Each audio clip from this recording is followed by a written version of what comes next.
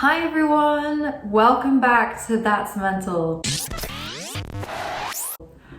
Today I want to share another piece of my mental health journey with you. So I've already shared quite a lot about various different burnouts, different things that have happened to me in the past.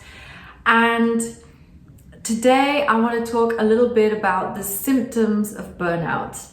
Right, so like I explained in my other video, as soon as I started this new job, which was back when I worked in the agency, I was immediately thrown into the deep end, into a very fast-paced, high-pressure environment.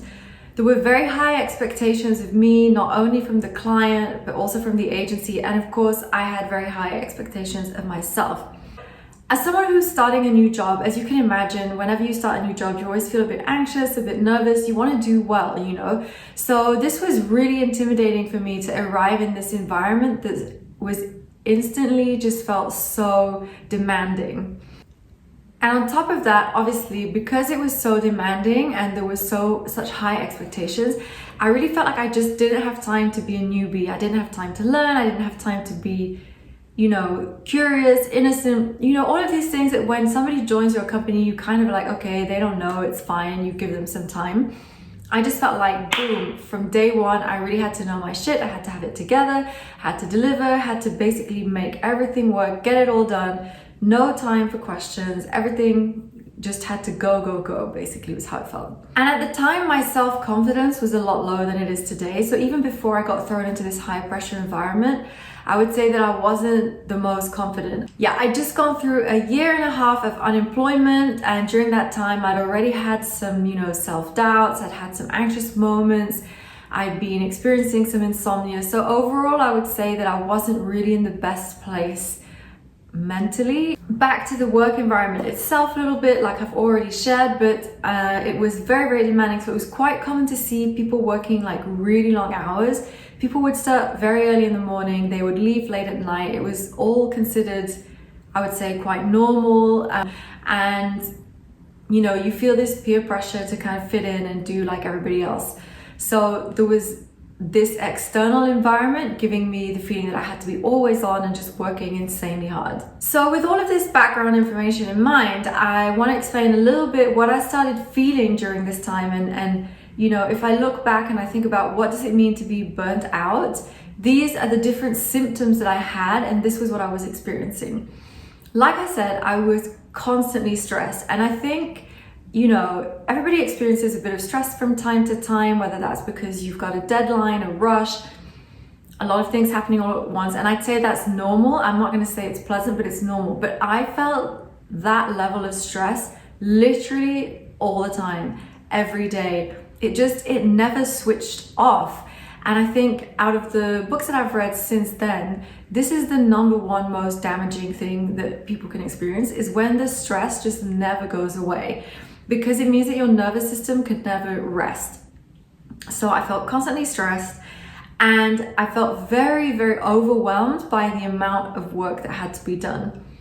And I think that this feeling of being overwhelmed was really the worst I can imagine. I just felt like my to-do list was never ending. I felt like I would never, ever get to the bottom of it. I felt like no matter how hard I worked, there would always be something more on that list. I just felt like I could kind of visualize these piles of work, and I couldn't visualize when they were ever going to end, how I was ever going to fit it into 5-day work week, 7 days. I couldn't picture, and this feeling was the most overwhelming thing ever. On top of that, I'm a very time sensitive person, so I get quite easily stressed by time. I can really imagine it going by. I don't know, I kind of have this visualization of time and the amount of time that I have to do certain things. So if you add that to the fact that I was overwhelmed by the amount of work, those two things together just made me feel horribly, horribly stressed. Like, you can imagine like this mountain of work, and on the other hand, you can imagine, this time that is not infinite, quite on the contrary, it's very limited, and the two just are not a match. So I was a bit like, the rabbit in Alice in Wonderland, just running, not enough time for anything. On top of this, I felt extremely anxious. Now, I've talked before about how I'm an anxious person. I definitely think that in this situation, the stress of the workload and the pressure and the high expectations put my anxiety through the roof. Anxiety is the irrational fears, and when you're feeling that stressed, your irrational fears just spiral. You have so many, you just can't stop thinking, what if I mess up this? What if I mess up that? What if I get fired? What if I did something wrong? What if somebody, talks about me in a negative way? What if they don't like what I'm doing? I mean, it's just endless, to be honest. These anxieties stemmed from fears, of course, which could very well have been founded fears to start with, but just spiraled out of control, became completely irrational. Generally speaking, I was afraid of failure. The work environment there, like I said before, was quite toxic. So you were really made to feel like you were just not allowed to fail. It wasn't an option, that, any mistake was stupid. I was afraid of doing something wrong. I was afraid that if I did, I was going to get, huge criticism, that the client was going to complain about me, that it was going to get back to my bosses, that they were going to come and talk to me and tell me that I wasn't doing well on the account, that the account was failing. Like, again, you can hear the anxiety coming into these thoughts, but this was where it was going all the time. And another really important thing about this fear of making mistakes and this culture where it wasn't tolerated was like, I was really afraid of being exposed. And again, like, I know this is irrational, but beyond people complaining, I was really scared that I was suddenly going to be unmasked as not knowing what I was doing. Which is terrifying to live with this thought, when you're going to do your job every day and you're really trying to do the best that you can. Of course, I also felt really anxious and afraid of going to work because I really just wasn't enjoying myself. And anybody who's been there will know that feeling of dread that you have when you wake up in the morning. You don't want to go, you're afraid. I was afraid of what might happen. I just was constantly in fear. I was also even in fear of what was in my inbox. Like, the idea of opening my email just terrified me because I didn't want to see what had been going on overnight, in my inbox, which sounds crazy when I say it out loud now, but generally I was just so afraid. And that's not a good place to be in. Again, when you're living in constant fear, it's just really not healthy. I was also extremely upset and angry about things that had happened throughout the day. So I often felt really, frustrated, or I felt sad, or I felt mistreated, and all of this was stuff that I wasn't expressing in the moment. I was really internalizing all of it, so it meant that when I got home at night, I would relive all of these emotions when I was talking to my boyfriend about it, or to other people, mostly him actually. So I was reliving all of these emotions, the anger, the fear, the sadness, the shame, which again was not just unhealthy, but again contributed to my insomnia, and just in a way made the anxiety even worse because I was, reliving it a second time.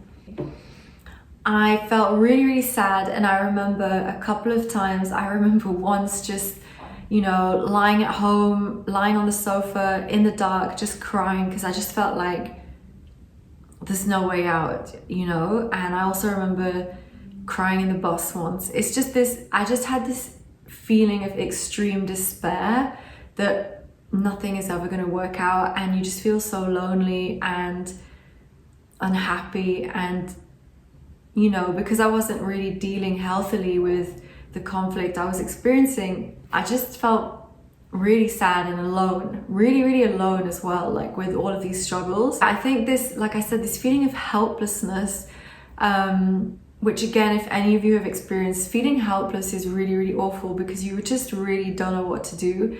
And I think when you're in a bad place mentally, it just contributes to the overall, bad energy, bad mental health, because you just feel like there's no way out in a way. Like I said, there were times when I just felt like I didn't know how I was going to get over it, and I just felt really lonely, basically. Because of this, my self-confidence plummeted even further. And like I said, I wasn't very confident to begin with. So imagine that with the anxiety, with the stress, with the fact that I was quite unhappy, with my insomnia, which was just awful. Yeah, my self-confidence really kind of fell off the shelf. And with that, it makes it even harder to stand up to people. You also start to doubt yourself a lot. Like at this point, I really had a lot of self-doubt. I started wondering, if I was crazy. I started wondering if I was imagining it all. I started thinking that people were, I just couldn't really trust myself or my instincts. I didn't really know what was wrong, what was right. And I think this is really damaging because you are experiencing toxic behavior from people. Like, it is not normal, but because you're so run down and exhausted, and because your self-confidence is so low, you really start to question yourself, and you start to think that there isn't anything wrong and that you're making it all up. And this is really, really damaging. So at the end of the day, I think I would describe myself as I felt extremely beaten down. I don't think I felt depressed actually, but I felt very sad and unhappy and lonely and exhausted and soul destroyed. I think for me, the difference, having been depressed, I think depression is a place where you're really, really low and you just can't get out of this negative loop, and you don't enjoy anything anymore. You don't want to do anything anymore. You just don't find joy in the things that you normally love. You can't self-motivate in a way that you normally would. I think I definitely did experience some of those symptoms because I didn't have the energy to do certain things.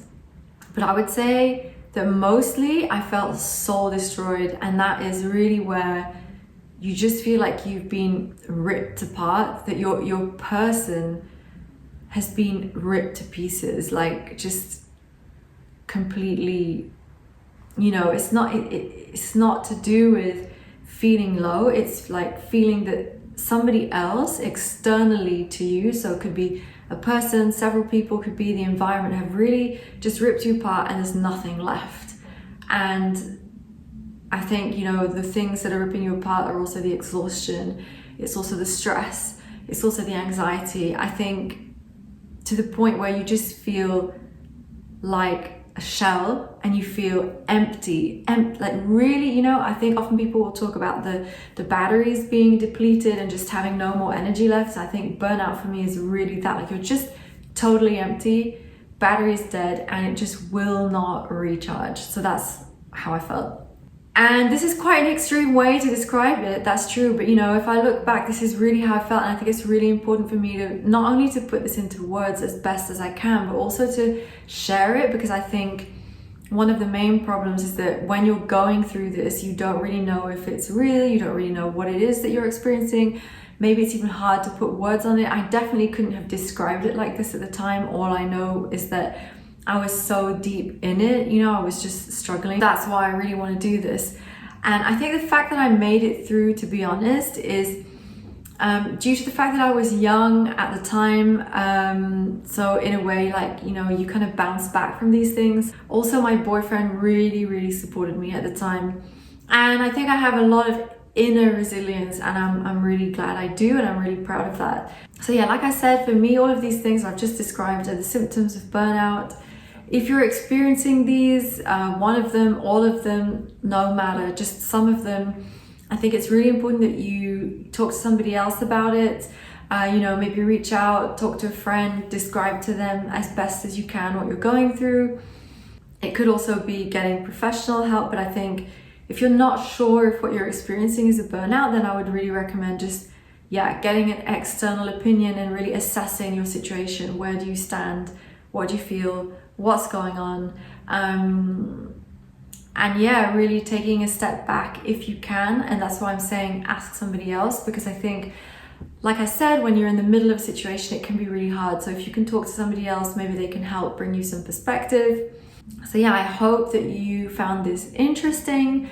If you did, don't forget to like this video and remember to subscribe so that you can always receive notifications when I publish a new video. And of course, there's still tons of other content for you to watch, so check out the playlists on this channel. Thanks for watching.